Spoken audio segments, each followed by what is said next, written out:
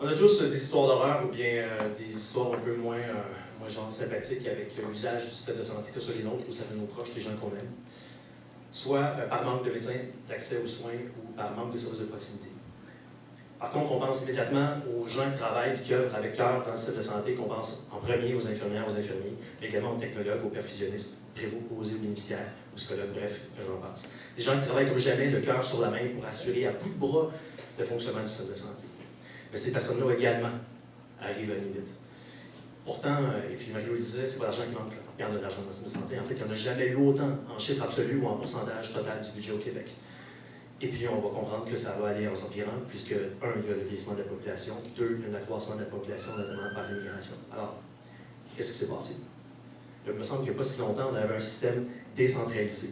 On avait la confiance que dans les régions, par l'entremise notamment des CLSC, on était capable de prendre soin de nous-mêmes, de notre monde, de prendre les décisions qui s'imposaient dans la localité. On favorisait la prise de décision locale également, puis la représentativité des particularités singulières de chaque région. Mais le modèle a été changé manifestement. En permettant des avantages indus, notamment aux médecins, par leur incorporation, des avantages fiscaux, la population des cliniques privées, évidemment, ils ont un seul client, puis c'est un client garanti, c'est l'État.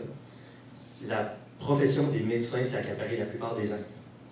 Leur salaire est passé de 82 une augmentation de 82 en 2010 et 2018. Ça accapare aujourd'hui 22 du budget total de la santé, comparativement à 15 8 ans auparavant.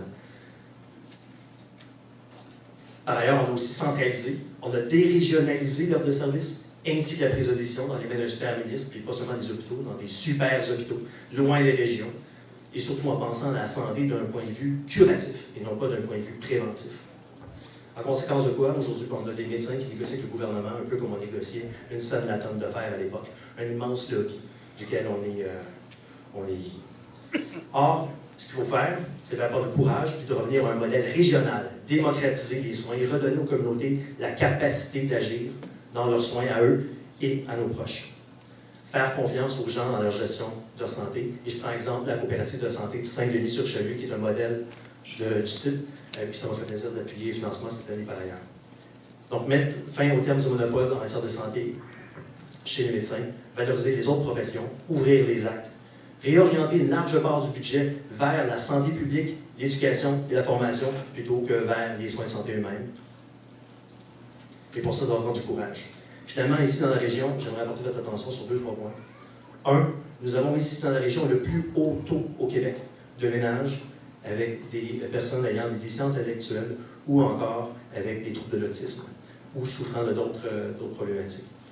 En plus de ces personnes qui souffrent de ces enjeux-là, il y a des aidants naturels. Aidants naturels qui sont complètement dépassés parce que manque de moyens, manque de soins, manque de support. En plus de travailler avec le cœur sur la main, ils doivent compenser les lacunes et l'incurie du gouvernement. Ça, c'est inacceptable, c'est des personnes qu'on doit supporter. Et moi, je m'engage à supporter ces personnes-là. C'est un combat qui est important dans l'ordre. Deuxième enjeu important pour moi, c'est l'isolement des personnes âgées.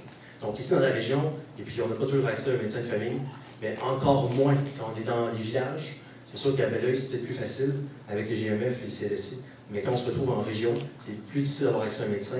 C'est inacceptable. Chaque citoyen, indépendamment de son âge, devra avoir accès à des soins de santé. Finalement, je veux appuyer et développer des initiatives locales telles que celles effectuées par le Centre d'action bénévole, faire bouger la population, principalement les jeunes, puis leur inculquer des saines habitudes de vie. Parce qu'une population en santé, qui a le temps de se concentrer sur la chose publique et non pas sur son mal-être, c'est une population engagée. Je vous remercie.